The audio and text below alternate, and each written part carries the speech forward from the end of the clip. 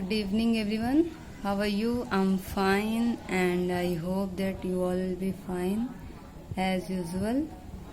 So, today I'm going to start civics because first chapter of history has completed.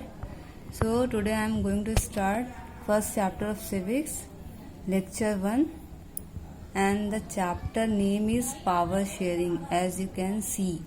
That is first chapter, and your topic is Belgium and Sri Lanka. Okay, so first of all, you are thinking maybe that the name of the chapter is power sharing, then what is the need of Belgium and Sri Lanka?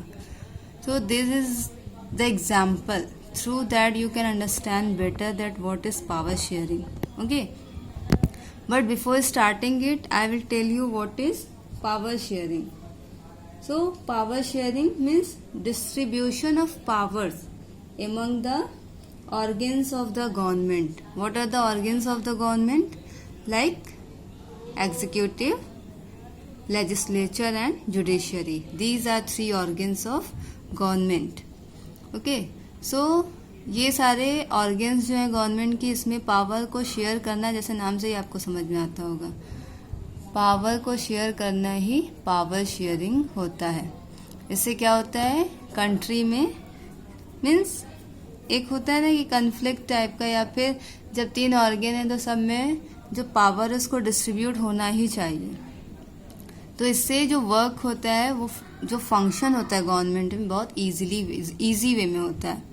Okay, so now come to the ethnic composition, है ना. Ethnic composition, यहाँ पर सबसे पहले तो आप लोगों को एथनिक का मतलब पता होना चाहिए. And I told you in history also what is ethnic, but here I am going to tell you what is ethnic. A social division based on shared culture. They need not always have the same religion और nationalism और nationalities, है ना. यहाँ पर क्या होता है कि ये सोशल डिवीज़न होता है. मतलब यहाँ पर आप लोग देख भी रहे होंगे कितना ज़्यादा चार्ट में कंफ्यूजन भी आप लोगों को मे भी होता हो, but I will explain one by one and you will be better understand. So यहाँ पर ये कॉम्पोजिशन है, कैसे कैसे बेल्जियम और श्रीलंका में क्या क्या है और कैसे कैसे उनका डिस्ट्रीब्यूशन हुआ है, कितने % पॉपुलेशन. ओके, सो ये सारी चीज़ें आप लोगों को अभी पहले फर्स्ट जो टॉपिक है उसमें क्लियर होंगी.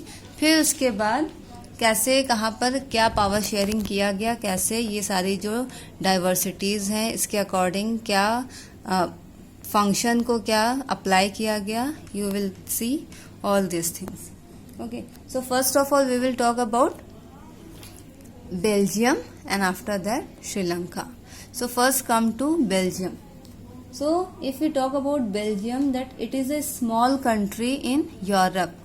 Okay, means ये यहाँ पर जो population है, इतना छोटा एरिया है ना, कि इसका जो बॉर्डर है किससे किससे टच होता है. पहले तो बॉर्डर किसके बात कर रहे हैं, what are the neighbouring countries of it.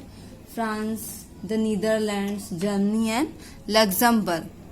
France, the Netherlands, Germany and Luxembourg, ये इससे इसके बॉर्डर्स जो है वो टच होते हैं. नेक्स्ट आप आएंगे यहाँ की population. Okay, so half of the population of Haryana, means Haryana में जितनी पॉपुलेशन है उसकी हाफ पॉपुलेशन आपको बेल्जियम में दिखेगी. मीन्स अप्रॉक्स 1 करोड़ दिखेगी. मीन्स इंडिया की पॉपुलेशन देख लीजिए और उसे कंपेयर कर लीजिए बेल्जियम की. ओके, बट फिर भी यहाँ पर आपको इतनी सारी डाइवर्सिटी दिख रही है. सो अब हम लोग यहाँ पर एथनिक कंपोजिशन की बात करते हैं. That is our topic. यहाँ पर कंट्री, पहले कंट्री मैंने क्यों किया है, क्योंकि एक कंट्री है बेल्जियम और वहाँ पर कैसे पूरी जो कंट्री है वहाँ पर क्या पोजीशन है, जो भी एथनिक ग्रुप्स हैं, और प्लस कैपिटल में अलग से क्या पोजीशन है ना. ज़रूरी नहीं कि जो कंट्री में हो वही कैपिटल में भी हो. So now come to the country. Here you can see 59% Dutch speaking. What is Dutch? Germanic ethnic group. Okay, native to the Irelands. ये आप इनको डच बोल सकते हैं. तो यहाँ पे कितने 59% डच स्पीकिंग है. दे आर लिव इन और you can see them in Flemish region. What is Flemish region? Northern part of Belgium. ठीक है, नदर्न पार्ट में आपको ये फ्लेमिश रीजन दिखेगा. मैं आप यहाँ पर आपको I will also include the map of Belgium and Sri Lanka so that you could better understand, है ना. कहाँ पर कौन सा रीजन है, क्या है, वहाँ पर पूरा आपको कलर के थ्रू दिख जाएगा और वहाँ पर क्या क्या इनका कॉम्पोजिशन है, तो उसमें आप लोगों को प्रॉब्लम नहीं होगी. तो यहाँ पर आप देख रहे हैं 59% जो डच स्पीकिंग है फ्लेमिश रीजन में, और ये क्या हो जाते हैं, मेजॉरिटी में हो जाते हैं, क्योंकि 59% 50 + 1 हो गया तो मेजॉरिटी हो गया, और ये तो 59% है, ये हो गया आपके मेजॉरिटी में. अब आप सेकंड आएंगे फ्रेंच स्पीकिंग. इनको बताने की तो कोई ज़रूरत है नहीं फ्रेंच, क्योंकि you already know about French speaking. Okay, so यहाँ पे कितने हैं French speaking? 40%. They are in minority because they are less to 50%, and you can see them in Wallonia region. What is Wallonia region? Southern Belgium. और ये आपको कहाँ मिलेगा? Flemish region, northern part of Belgium. This is you can see southern part of Belgium. Okay, तो ये तो हो गया, ये मेजॉरिटी में हो गया. अब ये 40% है तो ऑब्वियस है माइनॉरिटी में हो गया. अब यहाँ एक आइए 1% German speaking.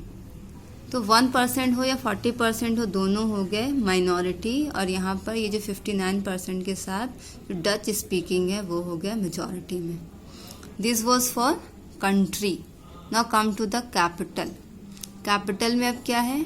80% French speaking, they are in majority. अब यहाँ पर फ्रेंच को आप देख रहे हैं, they are 40% and in minority. But in capital city, what is the capital city of Belgium? Brussels. So there is 80% French speaking and they are in obvious majority, and here 20% Dutch speaking. So they are 20%, it means they are in minority. Okay, अब यहाँ पर compare कर लीजिए. Dutch speaking 59% जो majority में हो जा रहे हैं पूरी कंट्री में, वो यहाँ पर क्या हो जा रहे हैं? 20% के साथ माइनॉरिटी में हो जा रहे हैं. French speaking 40% minority but 80% in capital, so they are in majority. Okay, but power sharing का मतलब ये नहीं है कि अगर आप मेजॉरिटी में हैं तो सारा पावर आपके पास आ जाएगा. 9th में आप लोग पढ़ चुके हैं. You better know what is the meaning of majority, है ना, अकॉर्डिंग टू पॉलिटिक्स और according to constitution. So now come to Sri Lanka. अब इसके बाद मैं ये पहले कंप्लीट करके फिर आप लोगों को बताऊंगी कि ये दोनों में डिफरेंस क्या हो सकता है, वहाँ पर सिचुएशन क्या हो सकती है. So there are Sinhalas, they are in population, है ना, they are in majority 74%. 74%, it means they are in majority. Their religion is Buddhist. These things are very important. Okay, ये चार्ट आप लोग नोट कर लीजिएगा अपनी नोट्स में. Now come to Tamils. Sri Lanka में तमिल्स भी हैं 18%, बट इसमें 2 सब ग्रुप्स आपको दिखेंगे. One is native Tamil, that is also called Sri-Lankan Tamil, means the inhabitants, the citizens of that country, जो वहाँ पर रहते ही हैं, वहाँ के ही हैं. they are 13% and Hindus and Muslims both. Now second, that is Indian Tamils. Who are called Indian Tamils? Who were migrated, okay, from India during colonial period. For what? For plantation work.